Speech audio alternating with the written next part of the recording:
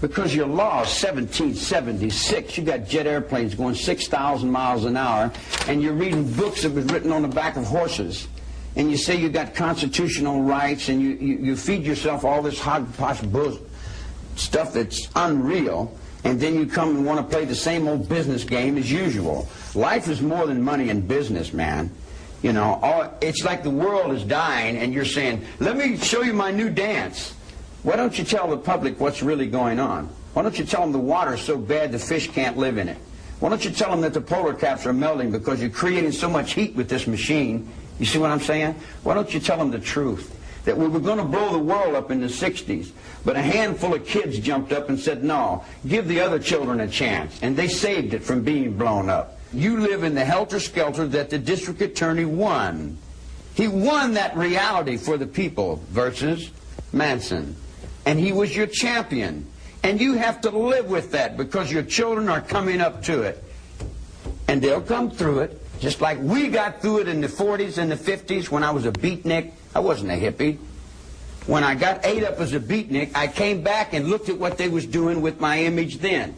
Now it's a hippie. Oh, now I'm a hippie now, huh?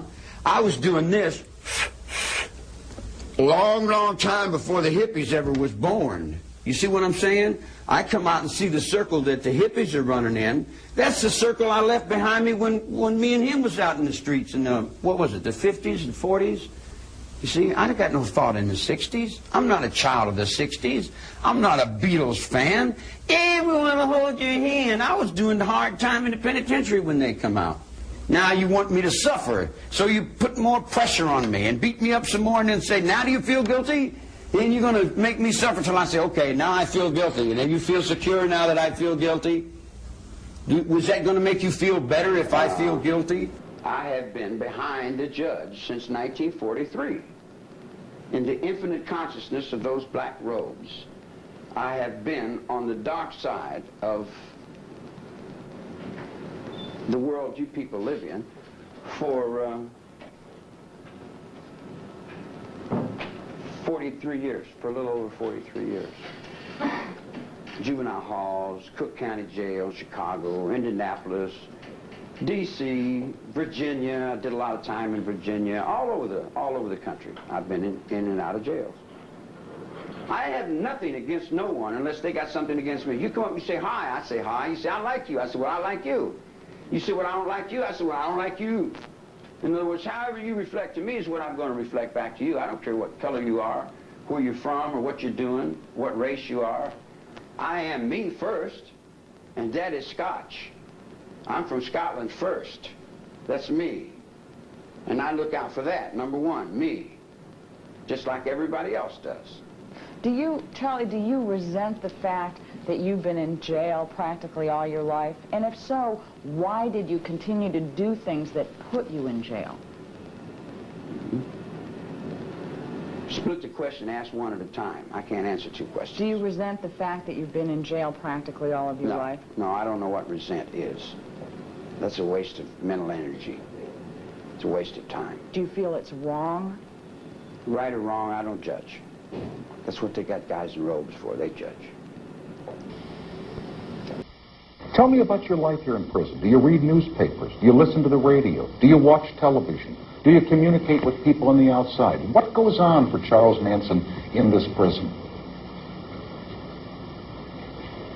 Well, I can feel the grass growing out there on the lawn, and there's a few trees that's got some leaves on it that I can feel. And I've been in jail all my life, so I'm actually right here at home. How long have I been in jail? 34 years? 34 years, so... Out of 47, you've been here 34. I've been in jail, prison, a long time, all my life. I was raised up in here. So I understand jail, so I understand myself, and I can deal with that. I set my cell, and I do my number, like a convict does his number. You like jail, don't you? I don't dislike or like. Let's go back to 1967, the time you were winding up serving a term of number of years, 10 years.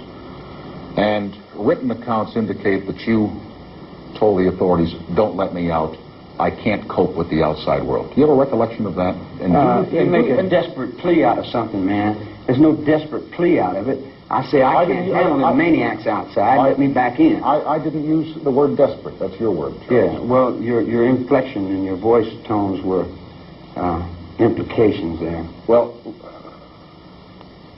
you use the word maniacs on the outside.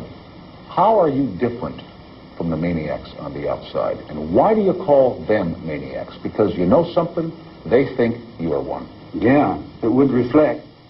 If you hold the negative up to the light, you don't see the light, you just see the negative. So I'm a reflection of your negative, there's no doubt about that, and I can handle that also. I've been handling, ain't I? I don't know, have you? Well, I've been up and down these damn hallways, in and out of these nut wards for the last 10 years. You think you could follow that act? Don't want to follow that. Yeah, I don't want to get into it. But why do you want to get into that? Well, what crowd? Why do you what crowd you playing for? Huh? I'm playing for my life. You working for money. What does that mean? You're playing for your life? I'm working for my life, mister. I'm not playing for money. What do you mean you're working for keeps? What do you mean you're working for your life? I'm playing for real. What does that mean? You're playing for real. How are you That's playing something for your you life? can't buy. When you say you're playing for your life, am I to assume that you think that someday you're going to get out of here? Get out of here. Get out of here. Where would I go? Let's see. What would you do if you got out of here? I got out of here. What if they said to you tomorrow morning, Charles, hey, listen, you're free. You can go wherever you want to go. Do whatever you want to do. What would you do? I'll probably go out front on the grass and sit down. For how long? For, right now. How long?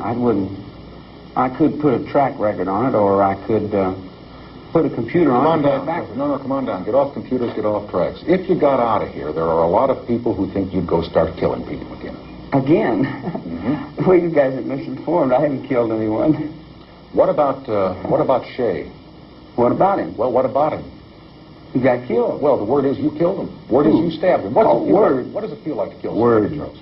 Word is that you're an old woman. Word is you have turkey in the sky. Word is, I don't know what word is. Somebody else tell you that. I didn't tell you that. Did you kill Shay? Hell no. Did you cut Hinman's ear off? How'd How'd that feel when you cut his ear off? I felt bad. Truth is fun, though. Isn't the truth fun now when you Yeah, okay, sure. you cut his ear off. What did it feel like? Fun? My goodness. What did it feel like when you cut his ear off? Huh? Tell me about it. Come on. What did it feel like? Yeah. Well, I had done what he said for about 20 years. I'd done everything he told me to do.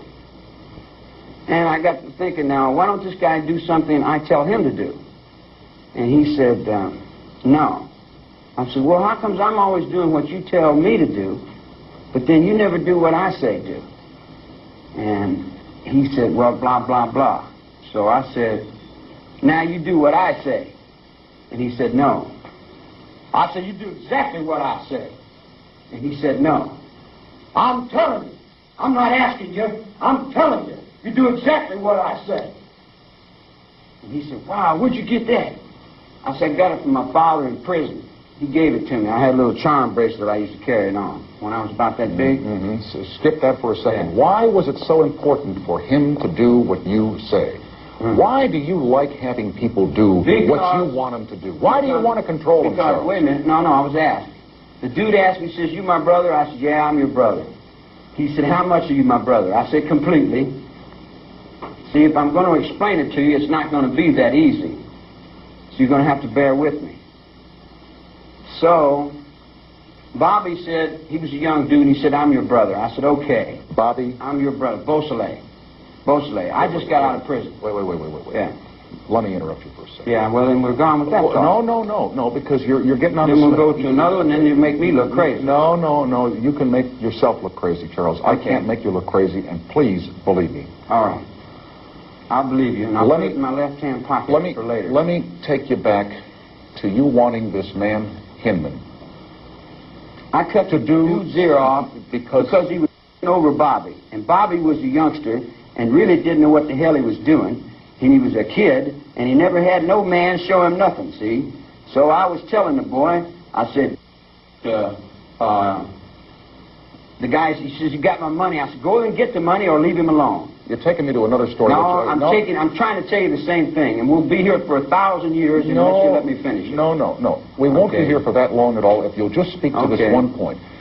What is it? Why cut the dude's ear off, man? That's the point. I didn't ask you that. I said, why was it important to you to make Hinman do what you wanted him to do? Because and if one follows your and if one follows your story through the times on the ranch down in Southern California, it was important for Charles Manson to be a leader, to have people follow him. Come on, district attorney. See, you've been full of brainwash. That's a district attorney. I'm nobody's leader, and I'm nobody's follower. I got a parole officer. I got a sleeping bag and a guitar, and I'm staying at old blind man's ranch. And that's about the extent of it. All this occult, all that hocus-pocus stuff that you guys are playing, I don't know nothing about all that. You know nothing about something called Helter Skelter. You know nothing about... Yeah, I know about Helter Skelter. It was a song that some people sang. And that's all it was. And some other kids picked it up in their minds. And they said, what do you think Helter Skelter is? I said, well, I get out of the penitentiary in the 50s, and everybody's going thump, thump, thump, and they're walking like that. I get locked back up, I get out in the penitentiary in the 65, and it's going thump, thump, thump, thump, thump, and I get locked up again, and I come out in the 69, it's going thump, thump, thump, thump, thump, thump, thump, thump. I'm thinking, wow, man, wow. Wow, what? Wow, what? Come on, well, I was a beatnik in the 50s before the hippies came along.